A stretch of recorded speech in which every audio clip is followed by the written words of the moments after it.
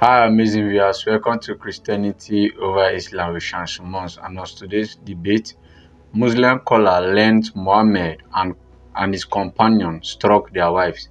Let's watch this amazing debate. Everything he said here were based on, like you said, selective citation of sources. Like he said that Aisha said that Muhammad never hit a woman or a slave. And so that's why I'm like somewhat baffled, and I feel even uncomfortable for his sake, not mine, because I don't want him to think that we're now going to overwhelm him and we're trying to humiliate. That's not my intention, but he puts me in a situation where I have to correct this misinformation. I'm not saying it's deliberate on his part, but here, Sahih Muslim number 2127, and I'm aware of what the Muslim polemicists from the UK say, and I'm going to address and refute their distortion of the Arabic term, because I actually had to write on this because they were embarrassed by this hadith. Here's what Aisha said, because you referred to Aisha. This is Sahih Muslim number 2127. He struck me on the chest, which caused me pain. Now, it's a very lengthy hadith.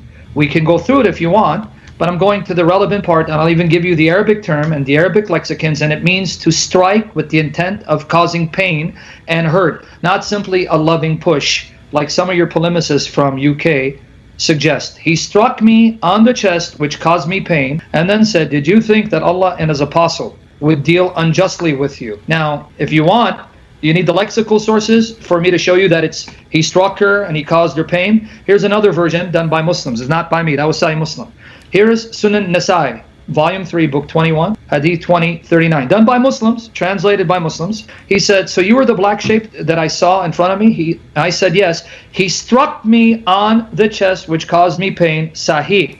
Now, I know that Muslims say, "Oh, that's a bad translation, doesn't mean that." Okay, let me just read some lexical sources, all right? Let me give you the lexicon. This is Edward William Lane, Arabic English Lexicon. The word lahad, he pushed away or repelled him, or pushed him violently upon the chest, or he pushed him away or repelled him on account of his baseness or despicableness, or he struck him in the breast or in the bases of the breast and in the bases of the shoulder blades. Another source, this is Francis Joseph Steingrass, Arabic English Dictionary, lahad, oppress, jade, beat, push. I can give you more. So it's not true that Muhammad did not hit women. He hit Aisha, the very one you quoted as saying he didn't hit the wives or the slaves. Yes, he did, because you just testified that he hit me. Now, you also mentioned that if a woman is beaten, she can ask for a divorce and reserve her dowry. I really don't know what tradition you're reading or what Quran you're reading.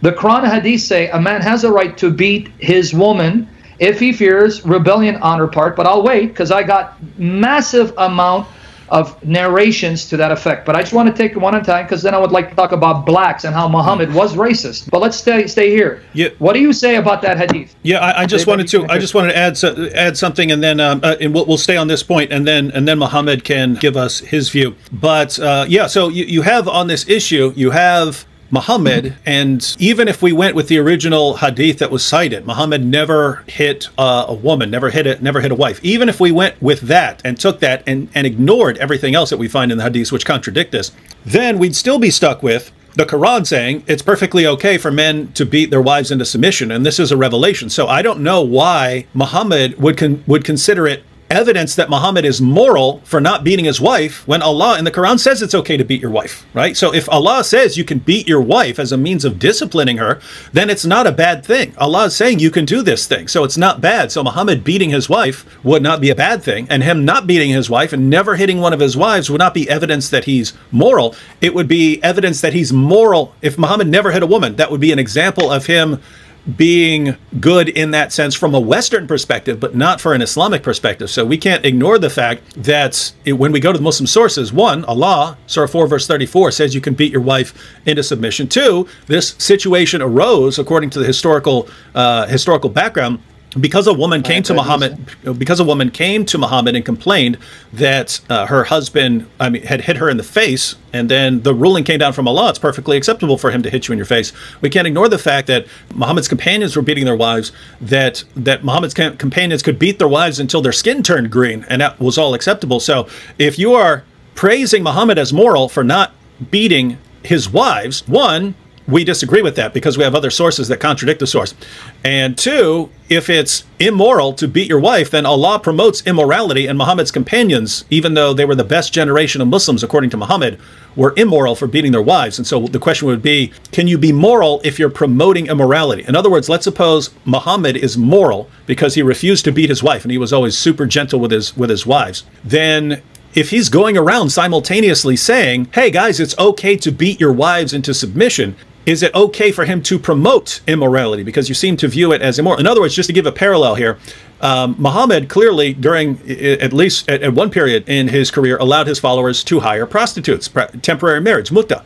Now, you could say, well, Muhammad, if someone said Muhammad never did mutta, therefore he's moral, well, then it would still be immoral for him to promote it in his community and to allow it in his community. And so those are kind of the issues that we would bring up on first glance. So go ahead and what do you respond on this issue of wife beating and so on? Well, I think personally, David, I want to ask you a question. Do you think that under every single situation imaginable, you're not allowed to use some kind of force to your wife? Every single situation. If you're asking me, is there any situation where a man could hit his wife? Of course. Like if my wife were out of her mind and she were killing my kids and she was about to stab my kids or something like that, then yeah, I believe you could get physical with your wife in that situation. Exactly. This verse tells you how to beat your wife, not to beat your wife. Okay, Muhammad, you ignored what we said. You argued. Remember, we're going by your arguments. So if you want to change your argument, then that means you just conceded that argument's weak. You said Muhammad never hit his wives. So if I show you Muhammad struck his child bride and caused her pain, that was your argument to show he's moral. That means now, according to your argument, he must be immoral because he did hit his wife and he hit her to the point she felt pain.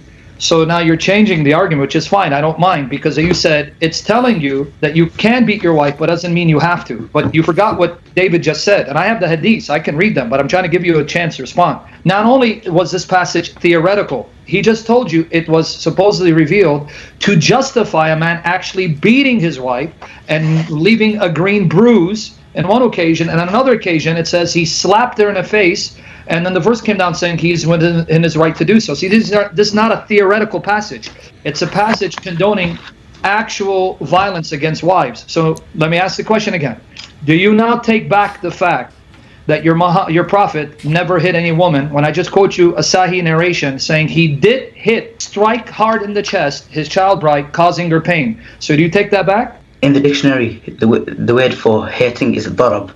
Not lahad. No, not here. Not in this hadith. It's not darab. It's lahad. I just said that. I gave you the dictionary. Yeah, I know, but like, lahad means to push, not to hit. Darab means to hit. The hadith use the word lahad, not darab. Yeah, but that's the hadith where with Aisha, it's lahad, and it says it means to strike to cause pain. You want me to read the dictionary again? No, it's not like, you don't get what I mean. I'm saying, in the dictionary, Arabic dictionary, it says, the people that translated the hadith wrong. The hadith was translated. Muhammad, I don't mean to cut you out. You didn't hear me. Let me try this again. Francis Joseph Steingass, Arabic English Dictionary. Lahad, oppress, jade, beat, push. Beat is one of the meanings. Okay, that's one dictionary. Here's the other dictionary. Edward William Lane, Arabic English Lexicon.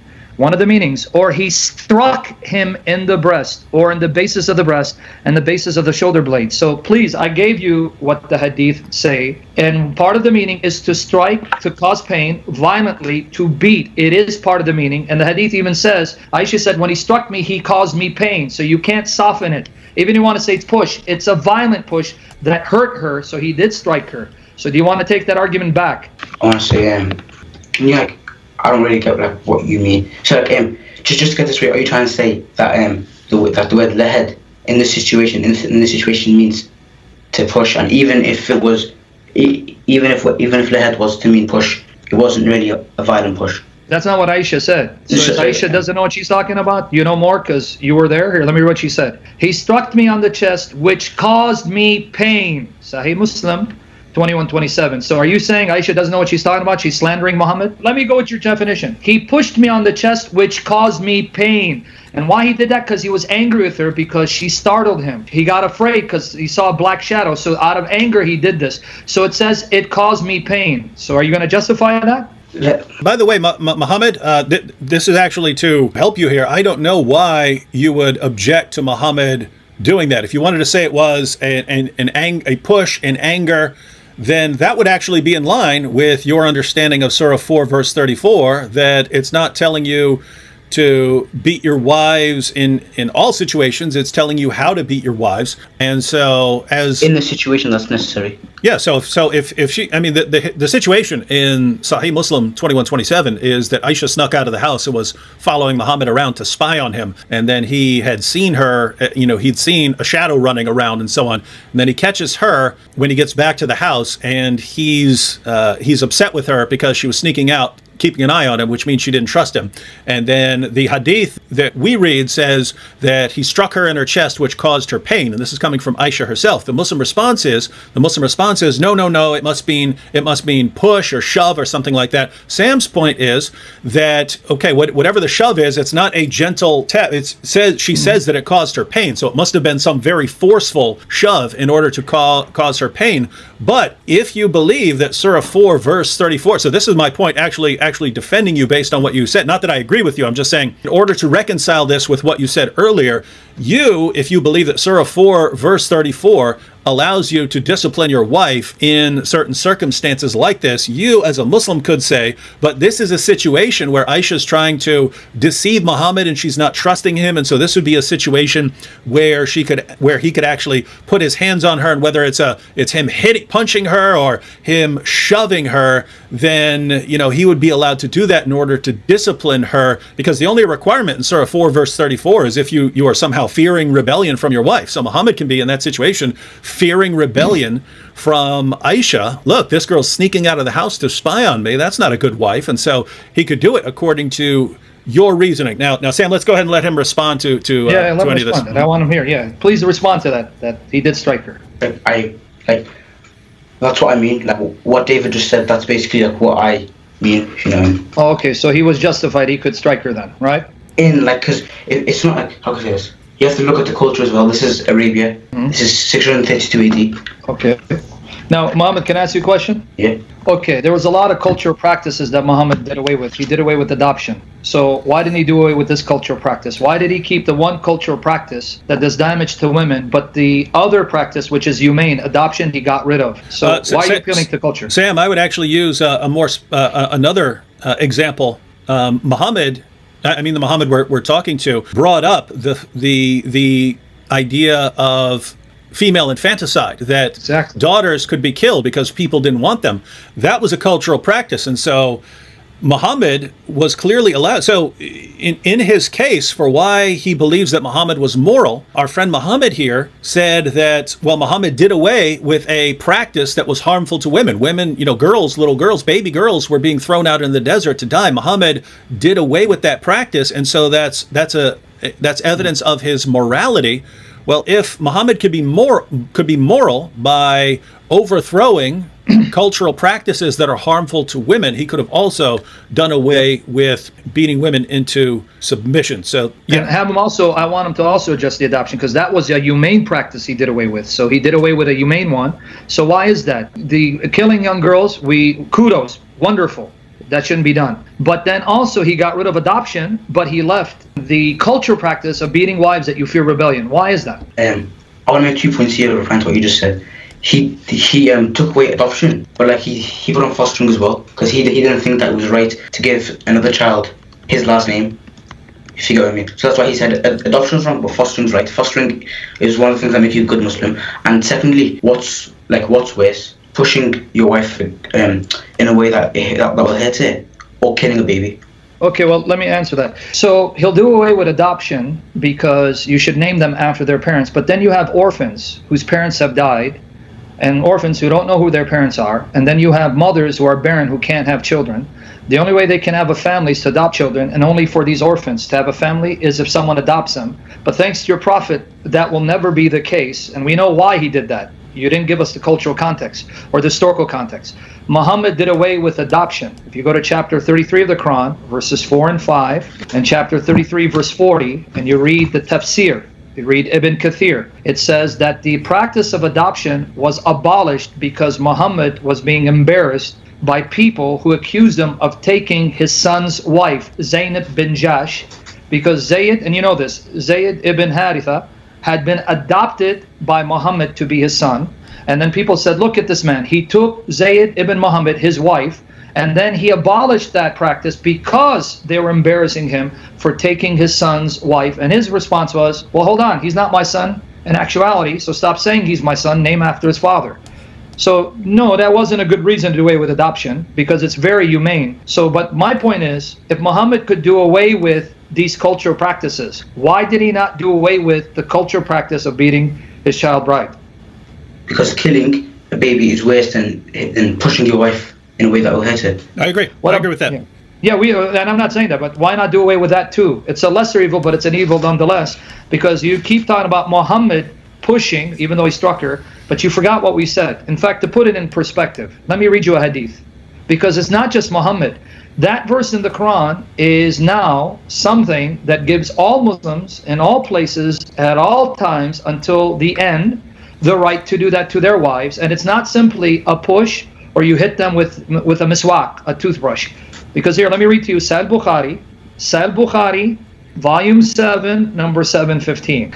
Narrated Ikrama, Rifa divorced his wife, whereupon Abdurrahman bin Az-Zubayr al-Qurayzi married her. Aisha said that the lady came wearing a green veil, complaining to her of her husband, and showed her a green spot on her skin caused by beating.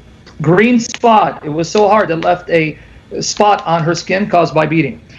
It was the habit of ladies to support each other. So when Allah's apostle came, Aisha said, you appeal to Aisha's testimony. Now I want you to hear, Muhammad, Aisha's testimony carefully. Aisha said, I have not seen any woman suffering as much as the believing woman.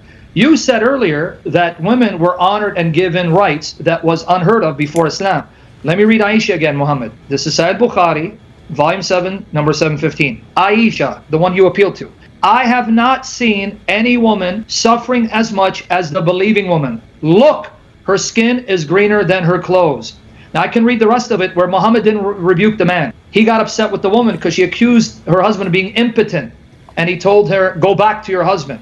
So now here you have not just Muhammad who pushed Aisha. A man beat his wife so hard he left a green bruise. Aisha said, I haven't seen women suffer as much as believing women. That means unbelieving women had it better than Muslim women. And Muhammad doesn't rebuke the man, but he rebukes the wife. And why did he hit her? Because she accused him of being impotent and didn't want to have sex with him. So are you saying this is okay? No. It's not okay? That's not okay, no. But then why did your prophet say it's okay then? He didn't condemn the man. So what's the hadith called again? Oh, Sahih Bukhari, volume 7, number 715. It's Bukhari. It's Sahih. That's the fact that he didn't say that it's okay, it's perfectly justified. No, Muhammad, no. Don't try to assume that because he didn't say hit her, that somehow that means Muhammad is absolved. Because why did Muhammad rebuke him too? He could have said, look, your wife is wrong for accusing you, but you should not have hit her and left a green mark, because according to my sunnah, you have to tap her with a miswak lightly. How come you didn't correct him? Why did he just jump on her? He could have rebuked him and her, but instead he rebuked her and said nothing to him. And that's just one hadith. Another hadith, a man slaps his wife and Muhammad didn't say anything because Allah told him no, he's right to slap his wife in the face. Can I go back to the hadith that we're talking about? Yes. There was an issue bigger than slapping you than the green spots. And that was the fact that the husband was using the wife for sex, and then that's when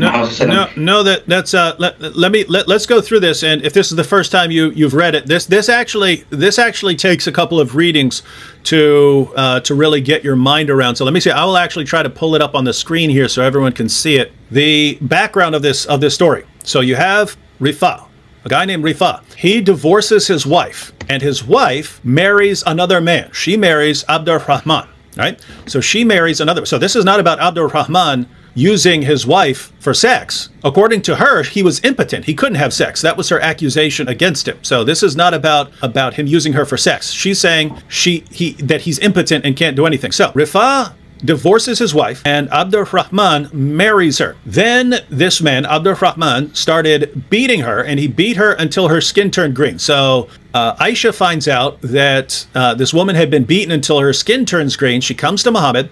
said, "I've not seen any woman suffering as much as the believing women. Look, her skin is greener than her clothes." So she's looking to Muhammad for justice, right? Then we read, when Abdurrahman, so her current husband, not her previous, not her divorced husband, her current husband, Abdurrahman, heard that his wife had gone to the Prophet. He came with his 2 sons. Those 2 sons are very relevant. Those are 2 sons from a different wife, not from his current wife. From, I mean, well, could be another wife that he has currently, but sons from a different wife. She said, "By Allah, I have done no wrong to him." So she's saying, he beat me without a cause. Said, "I have done no wrong to him, but he is impotent and is as useless to me as this," holding and showing the fringe of her garment. So she takes the fringe of her garment, shakes it, and says, "He's as useless to me as this." In other words, she's saying that this is basically like his penis. One second, I just want to. This is not for you. I know you're probably getting now. I just want to make sure everyone who's watching understands what we're talking about. So Abdurrahman said. So Abdurrahman's response to her claim that he's impotent.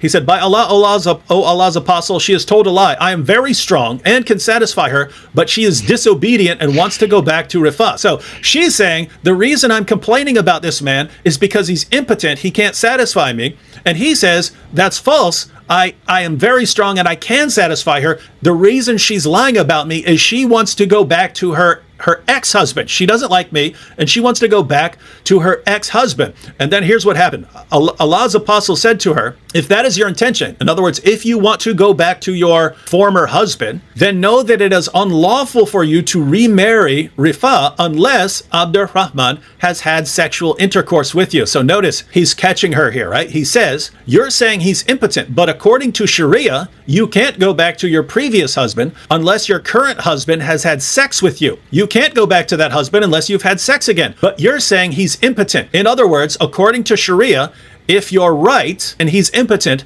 then you're stuck with him, beating you until your skin turns green because you're not allowed to go back to your other husband. Then the Prophet saw 2 boys with Abdurrahman and asked him, "Are these your sons?" On that, Abdurrahman said, "Yes." The Prophet said, "You claim what you claim, i.e. that he's impotent." So he's saying, hey, lady, you're saying that he's impotent, but these boys resemble him as a crow resembles a crow. So they look like their dad. Therefore, he's not impotent. Therefore, she's lying. And this is the end of the story. In other words, you're saying he had no reason for beating you, but he did have a reason for beating you. You're spreading lies and rumors about you, and therefore, case closed. And that's the end of the story. Okay, I see what you mean. Like, I do understand what you mean. So just so we're on the same page here, she this woman was spreading lies, and then the person like her husband is spreading lies about her husband, and then the husband beats her because of that. That's true. According to the story, it sounds like she was lying about her husband. It sounds like she wanted to go back to another husband. So she was doing something wrong here. She's spreading a rumor about her husband being impotent. She's going around telling all her friends, hey, my husband's impotent, because she wants a divorce so she can go back to her other husband. And he gets angry about this, beats her until her skin turns green. Aisha finds out about it. Aisha takes her to Muhammad. They want justice for this beating. And Muhammad's response is basically, yeah, but I caught her lying. So, and that, again, that's the end of the story. So Muhammad, you okay with it? Hold on. Where did the Prophet say that it was okay to be your wife in this hadith? He didn't say it's okay to be your wife. Well, he didn't say it's not okay, right? Yeah, no, Muhammad. Well, he said it's not okay in another hadith. He said no, he didn't. Can I read another hadith where a man slapped his wife in the face and then Allah sent down the verse? And Muhammad said, you know what? Well, let me read the other one. Can I read the hadith first? It says in Sahih Muslim, the best among you is the one who treats his family the best, and I am the one who treats his family the best. Okay. Now, can I correct you on your misinterpretation of Sahih Muslim? Because someone who treats his family the best also disciplines his children when they're unruly. So that means if your child is bad, you don't discipline them? That means you're not a good father? So that hadith doesn't prove your case. In fact, it actually proves the opposite point. Let me explain to you what it means. The one who's best to his family will not just provide for his family, care for his family, but also make sure his family is ruly and in submission to Allah's will, because when they act out of line, then they get disciplined. Is it not true that if you have a son who doesn't pray by the age of 10, what do you do to him? What do you do to him? Wait, how can you hit your son if you're the best to your family? So you're misinterpreting the hadith. It's not helping your case. So can I give you now the occasion why chapter 4 verse 34 was quote unquote revealed? Can I give it to you? Yeah. Okay. Yeah. This is from Ali ibn Ahmed al-Wahdi, Asbab al-Nuzul. So this is Asbab al-Nuzul. You can even read it online for free. altafsir.com. altafsir.com. Now, if David wants to look for it online, chapter 4, verse 34. You can put it up on the screen because I'm going to quote it. Muqattal said, this verse, men are in charge of women, was revealed about Sa'ad bin al-Rabbi, who was one of the leaders of the helpers, Nuqabba, and his wife Habiba bin Zayd bin Abi Zuhair, both of whom from the helpers, meaning Ansari. It happened, Sa'ad hit his wife on the face because she rebelled against him. Then her father went with her to see the Prophet. He said to him, I gave him my daughter in marriage, and he slapped her. The Prophet said, let her have retaliation against her husband. As she was leaving with her father to execute retaliation, the Prophet called him and said, come back. Gabriel has come to me. And Allah exalted as he revealed this verse. The Messenger of Allah said, we wanted something while Allah wanted something else, and that which Allah wants is good. Retaliation was then suspended. Now I don't want to read the rest of it, we can. But Muhammad, you saw that when the man slapped her in the face, Muhammad said, okay, go back, go get your vengeance. But then the verse came down saying, no, she cannot get retaliation. There is no eye for an eye. The man was in his right to slap her in the face. And Muhammad said, hey, this is what Allah wants, Allah gets. So Muhammad is now condoning a man slapping his wife in the face, not just lightly tapping her with a miswak, a toothbrush. So are you okay with this? Let me say something. In Islam, if you hit someone or press someone or do anything like that, on the Day of Judgment, the person that you oppressed, their deeds will be transferred to the one who was oppressed, and then the one who was oppressed, their sins transferred to the oppressor. So maybe Allah subhanahu wa ta'ala sent this verse down so that on the Day of Judgment, the one who is oppressed can get the sins of the oppressor. Why are you reading into Muhammad's statement in the Quran motives that the Quran doesn't tell you? Are you like omniscient or a prophet? Did you receive wahi to tell me maybe? No, but I'm not. But like, why are you reading too much into this? The plain reading, because it's your prophet now. Now you're trying to interpret your prophet for me, who's not telling me why this verse was revealed. The man slapped his wife in the face, and Muhammad said retaliation, but then the Quran came down, no, she cannot retaliate because that's his right. Because chapter 4, verse 34 doesn't say what you said. It says 434, a man has the right to slap a woman, to beat a woman whom he fears rebellion. So Allah is saying, no, he's justified. Now you read out of it something that's not stated. Well, maybe Allah is allowing a woman to be beaten. So in other words, this is what you just did, Muhammad. I want you to pay attention. It's okay for a woman to be beaten unjustly because she'll receive her reward with Allah. So Allah is going to let women be beaten and mistreated like animals, because after all, on the Day of Judgment, then they will be vindicated. Come on, Muhammad, let's not go there. Alright, welcome back. Hope we've learned from this debate. Please do it to like, subscribe to our YouTube channels, and follow us for more of this video. At this wonderful debate, you can find out that Muhammad wrote every law in the Quran to profit him alone. When they later found that he abolished one of the law that was said that adoption in the Quran, because he found that he lost over his adopted child wife and got married to her, and people were complaining, were nagging on him, and he said that Allah has abolished the law for any man to adopt any child, because he felt that law will profit him alone. As you can see in the debate, the Muslim man later find that Muhammad beat his wife to an extent that the wife was even complaining of chest pain in the Quran. And Muhammad writes it as a law that it is lawful for a man to beat his wife, just because he found out that is the only way him himself can train up his own wife. Why will it be so? So the reason he abolished adoptions in the Islam way was because he adopted son's wife. So in Islam, he's trying to do everything just to profit him in the Muslim religion. Hope you've learned from this debate. Please do it to like, subscribe to our YouTube channels, and follow us for more of these videos. And please do it to share to your Muslim friends, especially the ones that have been asking questions. Is it lawful for a man to beat his wife, or is it lawful for a man to beat a woman? So that we learn from this video.